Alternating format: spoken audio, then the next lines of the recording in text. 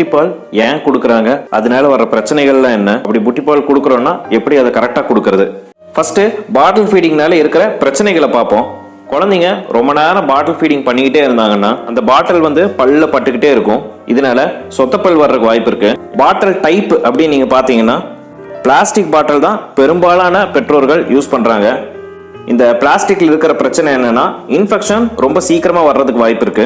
அடுத்தது ஸ்டீல் பாட்டில், மெட்டல் பாட்டில் இது கிடைக்குது. இதுவுமே ஓரளவுக்கு சேஃப் தான். இன்ஃபெக்ஷன் பிளாஸ்டிக் பாட்டிலோட கம்மி தான். பிளாஸ்டிக் பாட்டில் இருக்கிற இந்த கெமிக்கல் அந்த சைடு எஃபெக்ட்ஸ் எல்லாம் இதுல இருக்காது. கிளீன் பண்றது ஈஸியா கிளீன் பண்ணி யூஸ் பண்ணிக்கலாம்.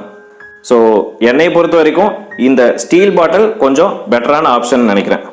அடுத்து ரொம்ப முக்கியமான விஷயம், குழந்தைங்களுக்கு பால் கொடுக்கும்போது பொசிஷனிங் ரொம்ப அவசியம். படுக்க வச்சுட்டு எப்பயுமே பாட்டிலில் பால் கொடுக்க கூடாது. குழந்தைங்களை கொஞ்சம் தூக்கி பிடிச்சிக்கிட்டு அதுக்கப்புறம் கொடுக்கறது தான் பெஸ்ட்.